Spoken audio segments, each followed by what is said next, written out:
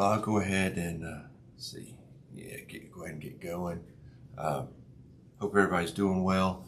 Hope everybody maybe has a day off this week, so it's a little shorter week. Maybe you get a couple days off. That'd be good. And I hope everybody does have a good holiday. And with the holiday coming up, and just the type of holiday this is for some folks, is I wanted to touch on some stuff. Kind of encourage, maybe even challenge a little bit for some of us. But for certain folks, Debbie, you can't be saying stuff like that. I'm trying to keep a thought going.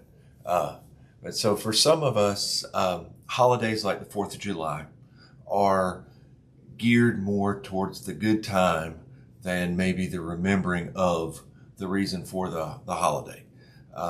Some of us might take the opportunity as we're off work, we're able to go to the lake, sit by the pool, hang out, grill out, shoot fireworks, just kind of do the all-American good time stuff.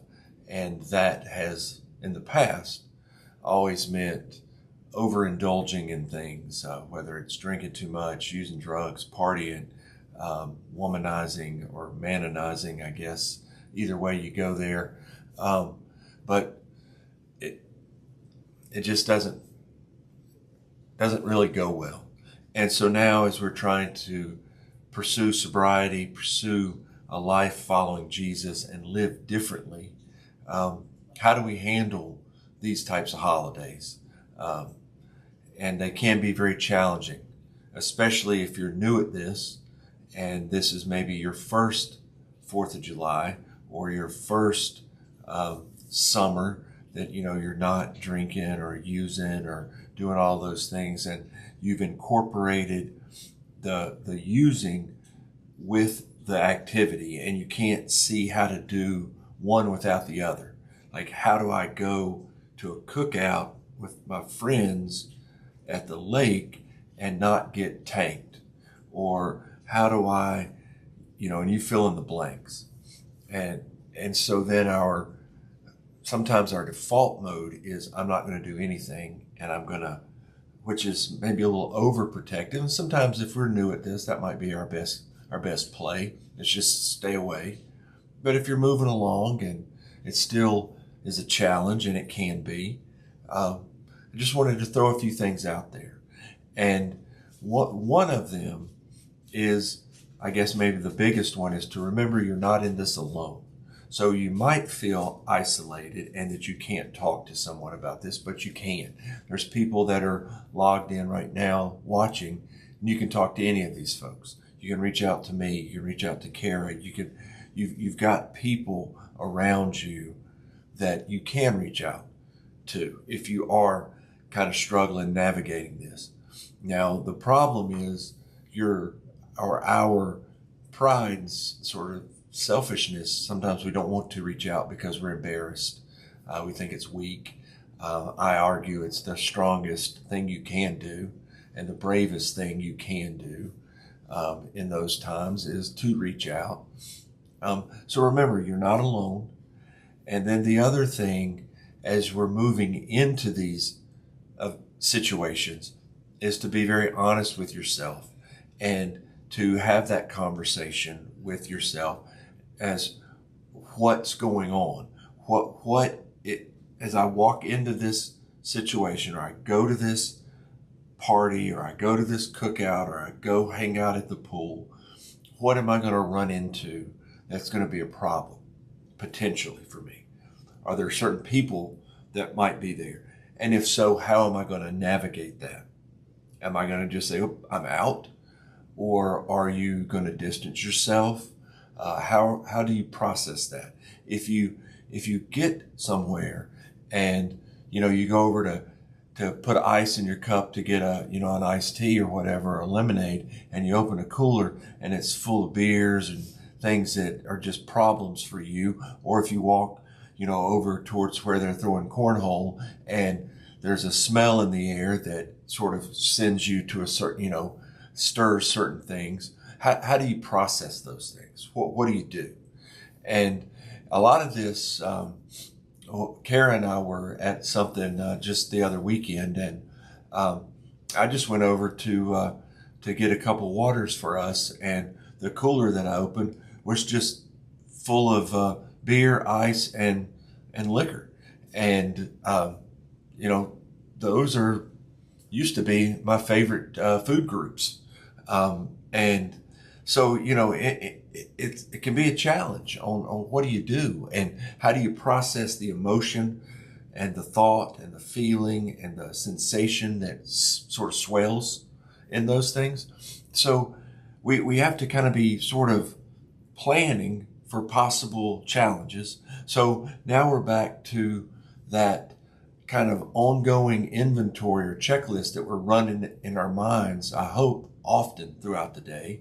Where am I struggling? Where do I feel weak? Where am I vulnerable? Where do I feel strong? Where am I confident? What do I have around me? How have I equipped myself to deal with this? And the situation that I was in that I just brought up, I know that I could have walked over to Kara and said, it might be a good idea for us to go because of, and I could have told her what was going on, and she would have understood. She wouldn't have said, hey, you suck as a husband and you're a bad friend and all that. She would have understood. We'd have talked about it, and we'd have gone and done something else, and it would have been okay.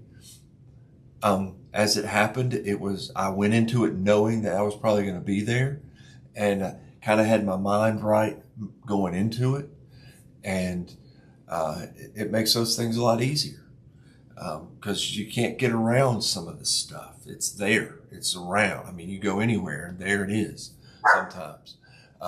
Certain people show up, and they always have certain things. And so you kind of have to have it sort of a strategy or a game plan, because it's going to happen. And so that's kind of, what I want to encourage us as we move into this. Be mindful of the possibilities, of the challenges that might come up. Be aware that emotions might be stirred, or feelings that you haven't dealt with or thought about for a while might kind of come to the surface, and you have to sort of process that. You have to think about it, and better yet, you need to talk with someone about it and work through it. And so that sort of strategy going into it is vitally important, in that ongoing conversation you're having with yourself as to where you are, what's going on good, what's going on bad, where am I struggling, where am I succeeding, where do I feel confident, who do I have around me that will support me and help me, and if I do need to bail, do I have an exit strategy? And you don't have to apologize for taking care of yourself in a situation like this. If you feel like you have to apologize to the host or whoever you're with, you might want to evaluate, where do they rank on friend list? If that's the way they're gonna, you got to tiptoe around their emotions. Maybe you don't need to be hanging around people like that. And then that's going to kind of lead me to what I want to leave you with as a challenge and as an encouragement is it's a Proverbs that my buddy Steve says so often when we talk about this topic right here. I don't know how many times I've heard Steve quote this, encouraged me with this, encourage others with this, and I think he encourages himself with it. And it's Proverbs 24:15-16. And it's so important, because it says, though the righteous or the godly or the Jesus pursuer or the Christian that is sober for the first time, maybe it could say that man or that woman, that person may fall 7 times, but they always get up. And the way that's written in the context there, it's the righteous, God's children, God's people. It's not just anybody. It's those that are focused on Jesus They may struggle, they may stumble, they may fall, but they always get up. And it's because God's hand is on them. But I argue and push even another layer. It's because they are surrounded by men and women that love them, care about them, and want to see them succeed. So they're not alone. They're not out there on an island by themselves. They have people in their lives. They have a community of friends that love them and care about them and understand the struggle that they might be in. I don't have to exactly walk in your shoes to understand the fight that might be going on, to understand some of the things that might be happening, to know what it feels like, to have that urge, that desire, or that longing that you don't understand where it comes from, but there it is. And you don't understand how you can disassociate that from certain things, but you long to. And you don't want to not be with your family and your friends and celebrate and enjoy life, because that is what God has called us to do. So remember, one, you're not by yourself. Never, never, never. Two, have a plan going into a potentially challenging situation.